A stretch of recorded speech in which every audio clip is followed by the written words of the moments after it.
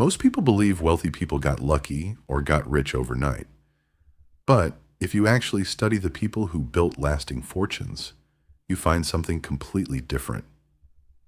You find a pattern, a sequence, six distinct stages that every truly wealthy person passes through, whether they realize it or not.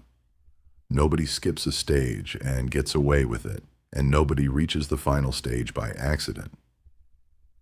Today, you are going to learn all six stages in order, and by the end of this video, you will know exactly which stage you are standing in right now. Stay with me because stage 3 is the one almost everyone skips, and it is the reason so many people earn a great income but still feel broke every single month. The first stage has nothing to do with how much money you have. It is about becoming someone money can trust.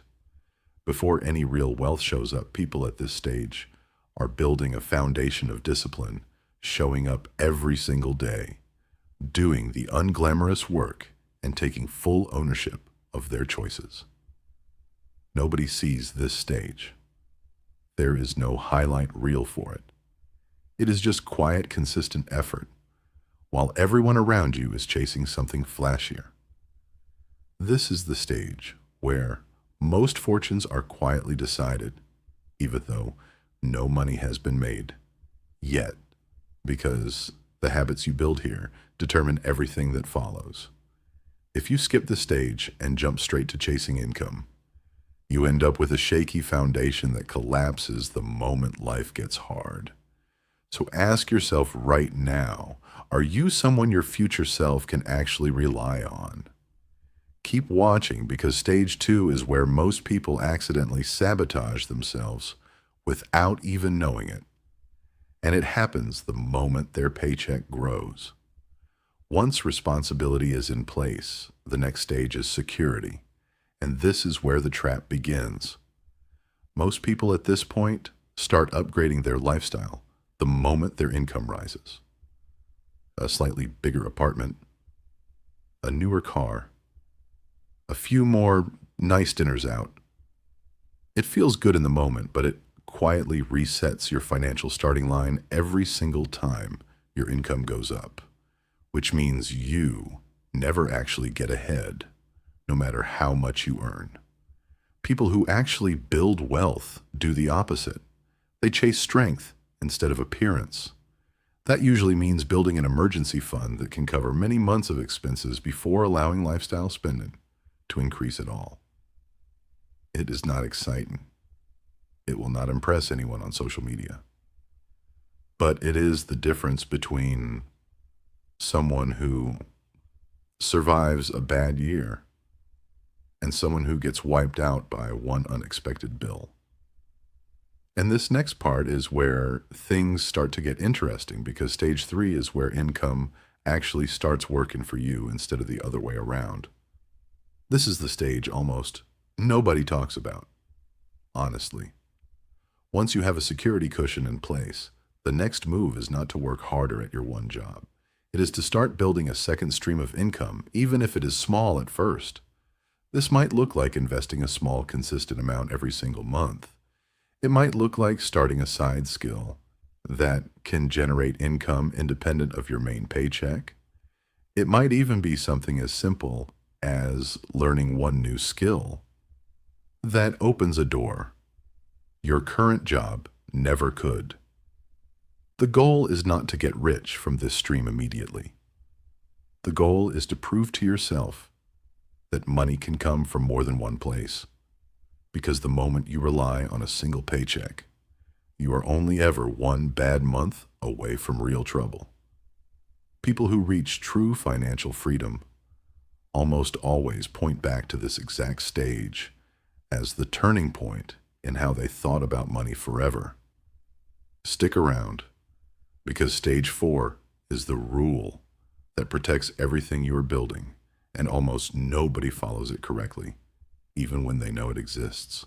Here is something that separates people who keep their wealth from people who build it and then lose it all over again.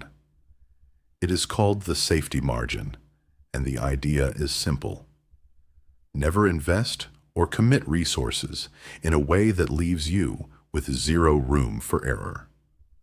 A common guideline used by disciplined investors is to always keep a meaningful portion of your resources in reserve for the worst-case scenario before making any major financial move. This is not about being fearful. It is about being able to survive long enough to take advantage of opportunities that only show up when everyone else is panicking and running for the exits. The people who built the biggest fortunes in modern history were not the ones who bet everything on one idea. They were the ones who protected their downside so aggressively that they were still standing when the perfect opportunity finally arrived, while everyone else had already been wiped out.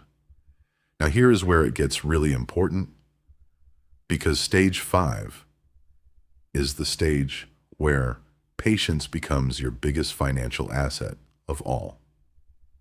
This is widely considered the most misunderstood stage of all because it looks like nothing is happening. Numbers stay small for years. Progress feels invisible. Most people quit right here because they expect fast results, and when they do not see them, they assume the system is broken and give up completely. But here's the truth that almost nobody wants to hear. The majority of real wealth is not built in the first 10 or even 20 years. It is built in the final stretch, when your money has finally had enough time to grow on itself, and the growth starts feeding on its own momentum.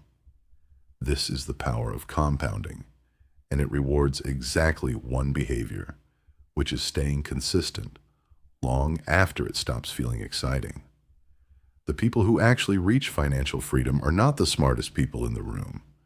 They are simply the ones who refuse to quit during the boring middle part that everyone else gave up on months or even years earlier. If you have made it this far in the video, you already have more patience than most people watching content like this, and that alone puts you ahead of 90% of the crowd.